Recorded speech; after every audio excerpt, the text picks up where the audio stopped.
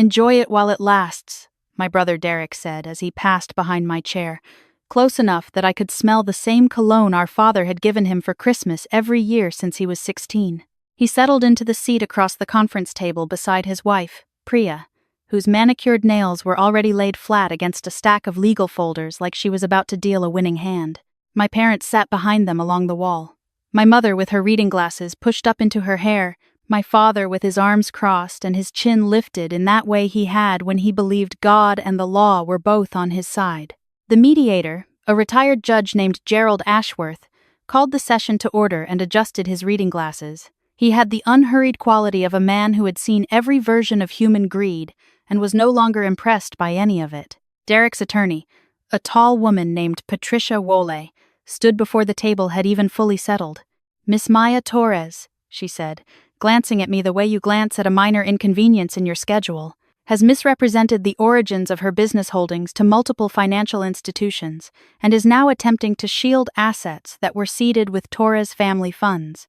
Our position is that the Meridian Group's founding capital traces directly to a loan made by Richard and Gloria Torres in the amount of $40,000, making the family entitled to a proportional stake in all subsequent ventures derived from that initial investment." I kept my hands still on the table. I had practiced this, not stillness out of fear, but stillness out of intention, because I had learned a long time ago that in any room where someone is trying to make you small, your composure is the loudest thing you own. $40,000. That was the number they had decided to build their entire case on. $40,000 against everything I had built in 7 years, and they had walked in here believing it would be enough. My attorney, Carmen Ruiz, sat at my left. She had a way of listening that made the other side nervous, very still, eyes forward, taking nothing down because she had already memorized everything she needed. She had been my attorney for 4 years, and in that time I had never once heard her raise her voice. She did not need to. Gerald Ashworth looked at me over his glasses. "Miss Torres," he said. "This address here, 4200 Caldwell Street, this is listed as the registered principal office of the Meridian Group?" Priya's fingers tightened slightly on her folders. "That's correct," I said.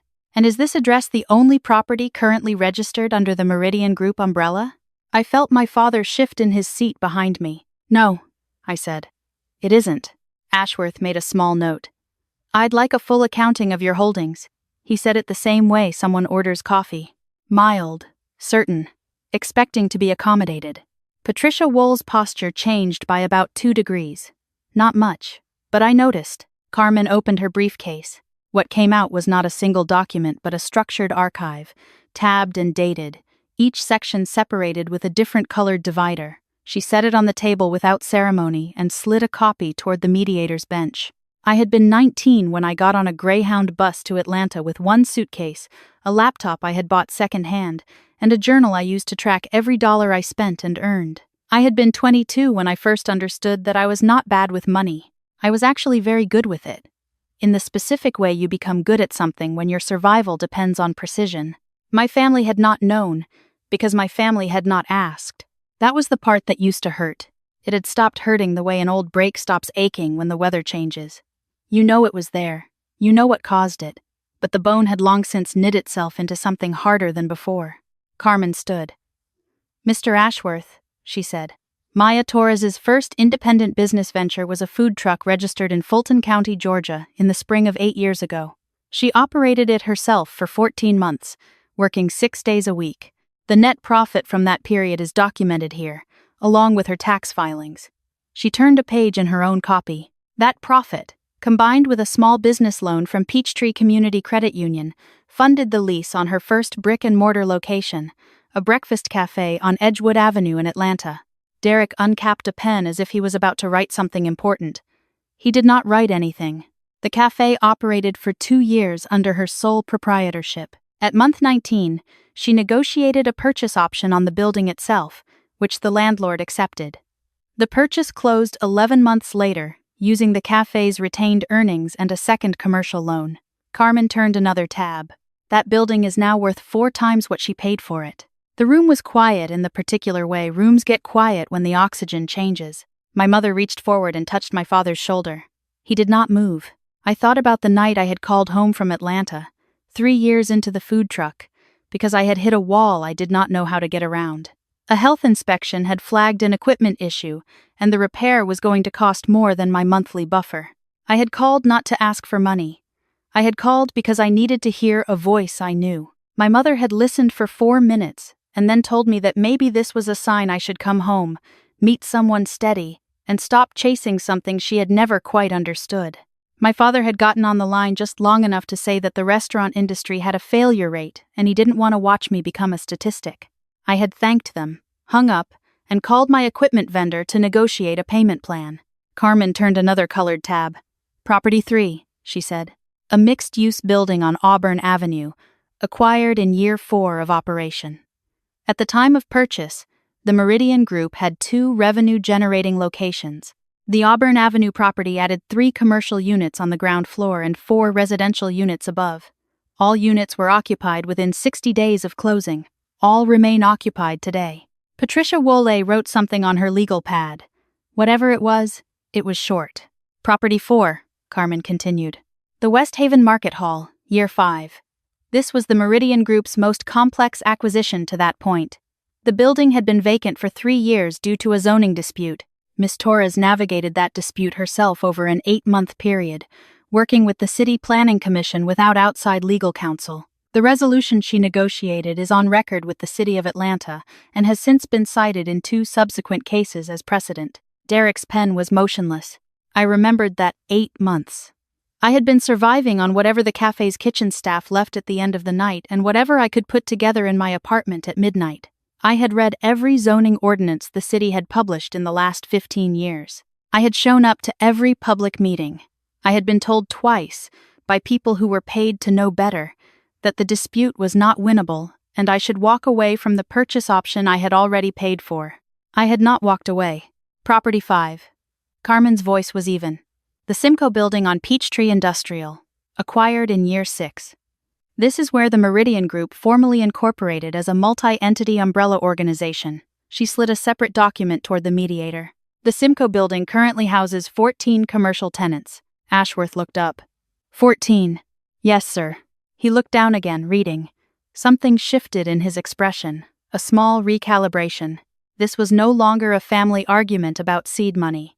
I could feel Priya very carefully not moving beside Derek. I knew what was on the tenant list for the Simcoe building. I had looked at it this morning. I had looked at it the morning before that. I had been looking at it for 3 years, ever since Derek's consulting firm had signed a lease on Suite 400 through a corporate intermediary that did not use the Torres name. He didn't know that I knew. He had moved his company into my building without realizing it was mine. Carmen turned the next tab. Property 6. The Larkin Street warehouse conversion, years 6 through 7.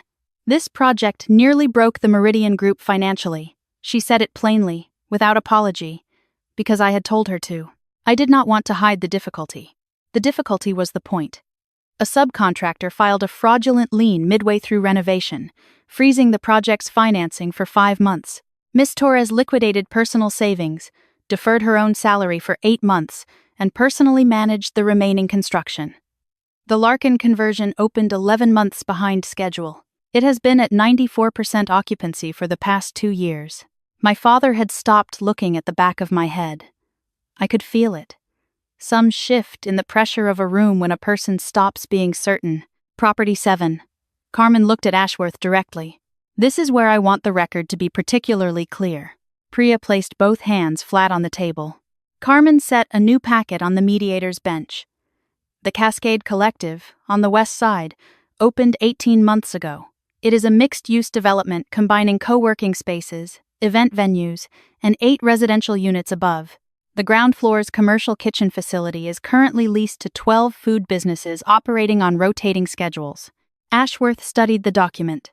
One of those 12 businesses was Priya's catering company, Birch and Table. She had been using my kitchen on a subsidized lease rate because the building manager had a standing policy of offering reduced rates to minority-owned small food businesses in their first 3 years, for 14 months. She had won a local business award last spring. She had posted about it on social media. She had thanked her supportive network. She had not thanked me. She had not known to. Property 8, Carmen said, and set the final packet down. The room had gone very still. Not a mediation room still. A different kind. The kind where people have stopped calculating whether they're winning because they have realized the question no longer applies. The Meridian Group's flagship development, the River North Commons, broke ground 13 months ago and is currently 60% complete. Projected completion is next spring.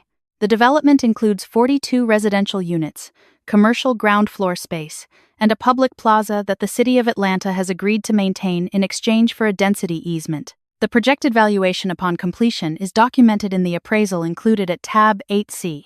Patricia Wole had stopped writing. She was reading. Her face was the professional face of someone being very careful not to let their face do anything. "Mr.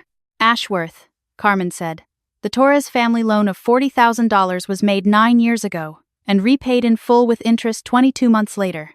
The repayment documentation is at tab 1F. The Meridian Group's current holdings have no financial connection to that loan. It was repaid before the food truck's first full year of operation.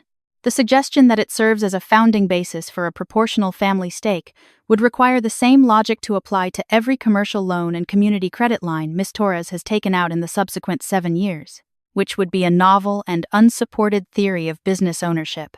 Ashworth set down his copy and looked across the table at Patricia Wole. "Counselor, your client's petition rests entirely on the $40,000 loan as a basis for proportional stake. In light of documentation that this loan was fully repaid, I want to understand how you intend to proceed." Patricia Wole was quiet for a moment that was one moment too long. In that moment, I thought about the conversation that had started all of this.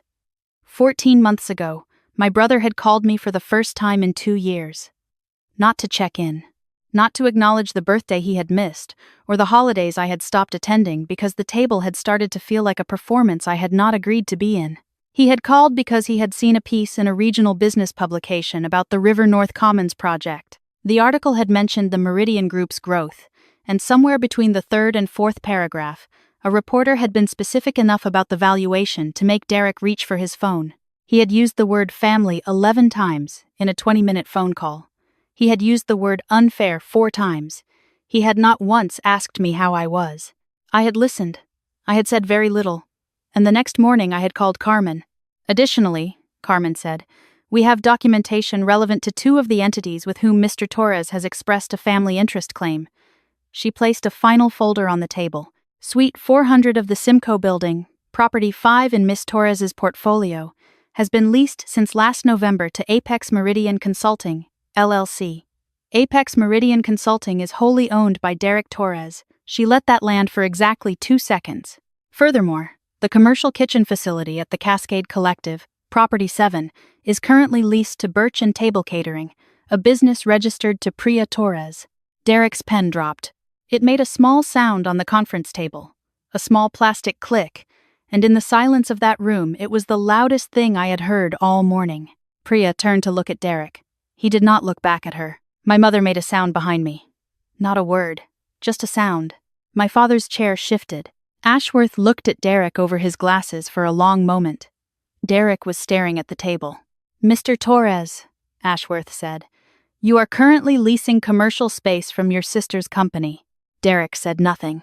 "Your wife is currently leasing kitchen space from your sister's company." Still nothing. "And you have brought a petition alleging that you have a proportional ownership stake in your sister's company on the basis of a loan that was repaid 22 months after it was made." Patricia Wole set her pen down. "I want to take a 15-minute recess," Ashworth said, in the voice of a man who no longer needs anyone's agreement. He stood. The room stood with him, out of reflex. He walked out without looking at the plaintiff's side of the table. Carmen gathered her materials with the calm of a person who had expected this outcome so precisely that there was nothing left to feel about it. I stood up. I did not look at Derek. I did not look at Priya. I looked at my parents, because they were the ones I had come here carrying, the ones I had been carrying longer than the food truck and the cafe, and the 8 difficult months fighting a zoning dispute with nothing but time and stubbornness, and a certainty that I was not wrong. My mother's reading glasses had slid down. She was looking at the table. My father was looking at me. His arms were no longer crossed. I did not say anything to them. There was nothing I needed to say in a room like this, with a mediator's table between us and a stack of documents that said more plainly than I ever could what the last 7 years had actually looked like. I walked to the hallway.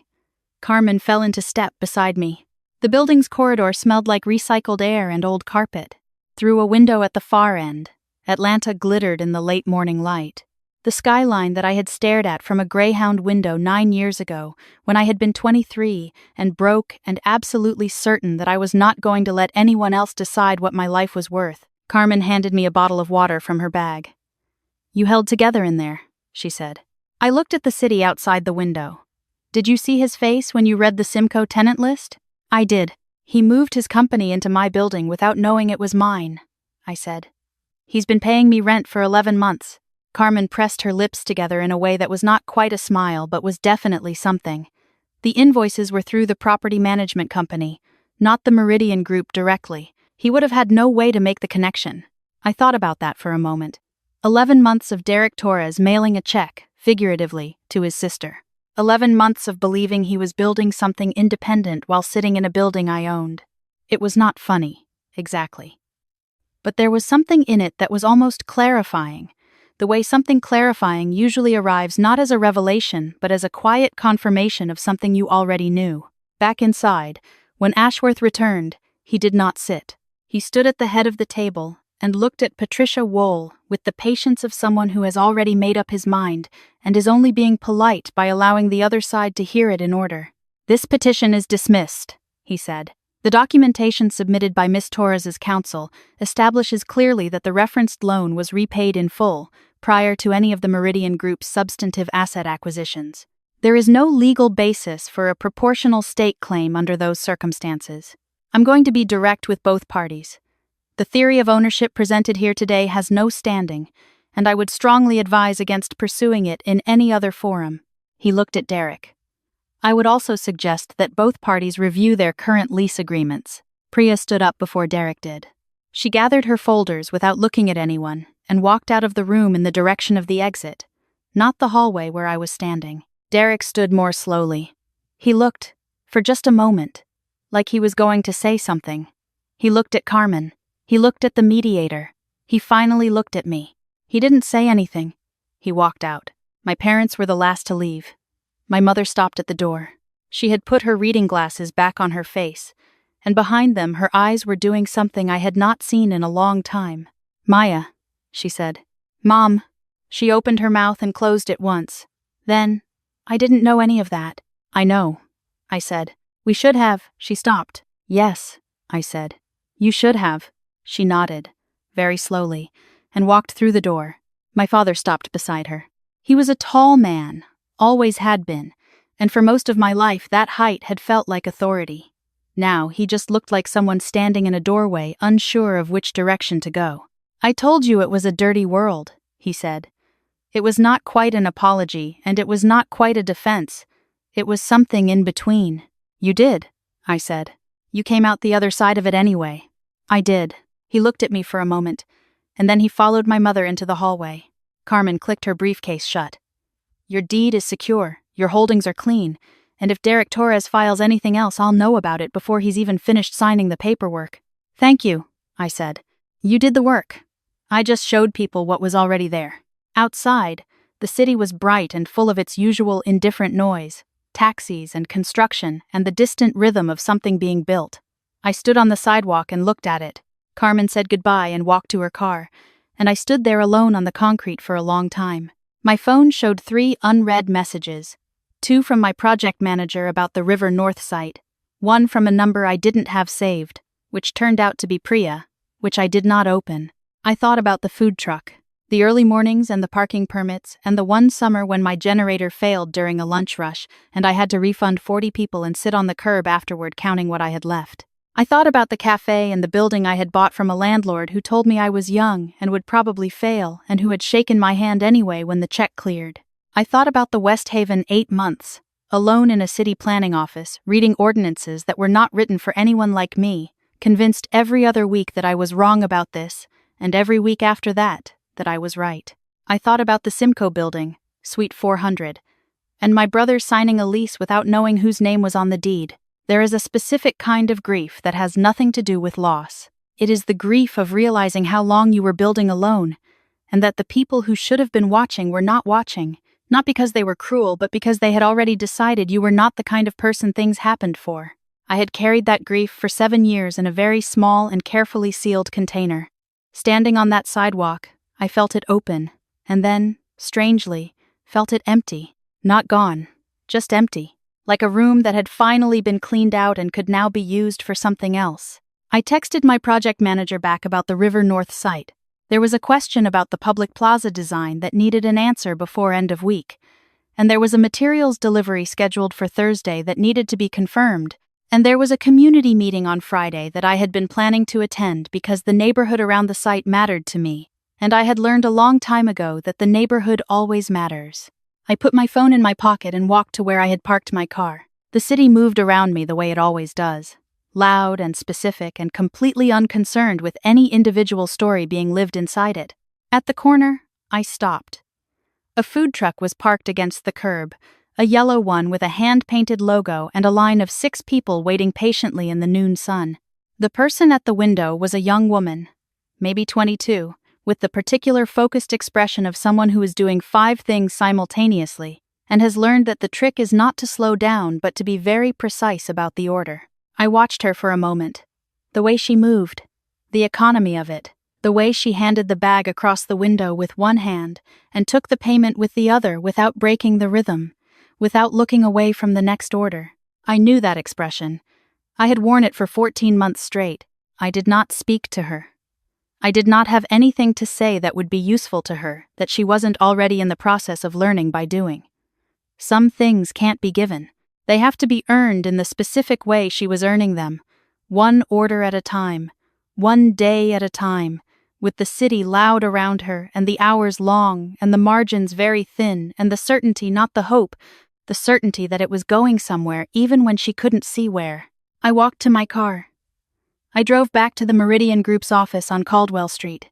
I sat at my desk and pulled up the River North file and worked until the light outside the window changed from afternoon to early evening, which was later than I had planned, and exactly as late as it needed to be. I did not think about Derek, or Priya, or the petition, or the mediator's table, or the moment my father had stood in a doorway and said something that was not quite what I needed, but was, maybe, the beginning of something that could eventually become it. I thought about the building going up on the west side of the city, 42 units and a ground floor and a public plaza that would belong, in the way public plazas belong, to everyone who chose to stand in it. It was mine. Everything that I had built was mine. Not because a room full of people had confirmed it today, but because I had made it mine, year by year, with everything I had, on mornings when I was not sure it was possible, and on evenings when I was sure of very little except that I was not done yet. I saved the file and closed my laptop. I was not okay. There was still the long work of figuring out what my family was now, what any of it meant, what I was willing to carry forward, and what I was finally willing to set down. There was still a lot that was going to have to be untangled slowly and carefully, like construction work in a narrow space where you cannot afford to knock anything structural while you're trying to build. But the building was mine, and I was free.